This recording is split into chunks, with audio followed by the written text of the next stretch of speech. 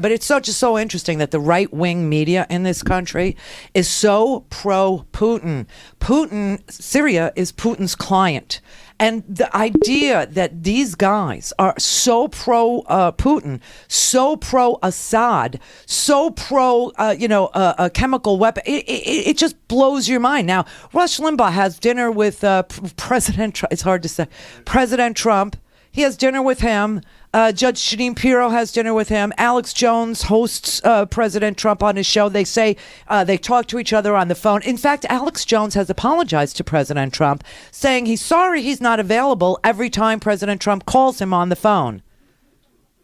He's not available. He's unavailable sometimes, probably because he's like freaking snorting lines and drinking. Do you know what I mean? And now his wife is like saying, can I please get my children away from this unstable man? She said he's not a stable person. He's got the 14-year-old son, a 9-year-old and 12-year-old daughters who are living with him in the house. And she says, she's trying to tell the court, he says he wants to break out Alec Baldwin's neck. He wants J-Lo to get raped. I'm concerned he's engaged in felonious behavior. He's threatening a member of Congress, talking about Adam Schiff and that wild diatribe he went on, against. This was amazing. Here, watch this. This is Roger Stone, also, accused of speaking to, Guccifer II, who is obviously a Russian, and, talking to him about, the WikiLeaks dumps and all this and saying, thank you, basically, is constantly on Alex Jones's show, claiming things like, I was poisoned with polonium. Claiming things like, a regular accident that happens in Miami where people are on, like all kinds of meds because they're like elderly and they still drive. And one of the hardest things that you will ever have to live through if you live here in Florida is having the talk. No, not the African-American father to son. That's another one you have to have here because, we can shoot to kill. We have the stand your ground. Thank you, Jeb. Yeah, he did that.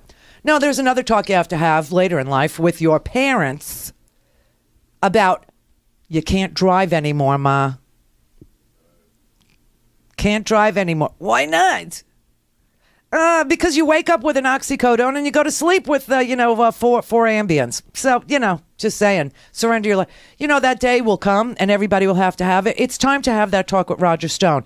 Roger Stone is in like a minor car accident and swears that it was an attempt on his life. And of course, it's not the Russians out to get it. It's his own government. These are what these conspiracy people are. They are completely divorced from reality, and yet they spew this stuff to literally millions of people who hate their own country. You want to know who those 35% are that will always support Donald Trump? They are people who hate America. And the way that you talk to them is you tell them the America that you love doesn't exist anymore, but I'll bring it back. The America you're living in now, it's okay to hate it. It's okay. And they do. They despise modernity. They're kind of like the Bedouins of the Middle East. They're kind of like, aren't they the ones who said the coarsening of the culture came when we had like free love?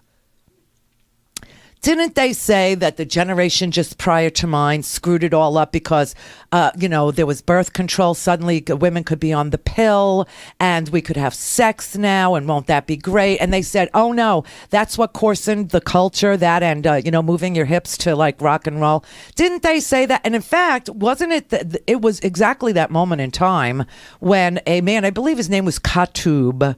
He was a Muslim man. Oh, I know, but it's all connected. He was a Muslim man who came to the United States in the 50s, and he saw us dancing, and the dance had become like hips and stuff, and that women and men were touching, and that they were wearing shorter skirts, and that you could see their knees, and that it was just the coarsening of the culture. And he went back and he started like this whole fundamentalist movement all over the Middle East based on American culture and the coarsening of it because of Elvis Presley. No, I'm not kidding. Look it up. And so the right wing, the uber right wing, the very religious, they bought into this too in their own Christian way and said that this was what was ruining culture. Now, I have just provided you with a Facebook clip of a man point blank killing an elderly man with a doggy bag, leaving his family's get together over the weekend. Just killing him, saying, say the name Joy Lane because she's responsible for what's about to happen to you. Apparently, he's in a bad relationship, this guy. And he's just said, he actually said in the video, I'm not going to show it to you, but he actually said in the video that, he never was going to be anything. And he really tried to be something, but it never happened for sort of the Moonlight story, except it ends with, a gun in a 74-year-old's face.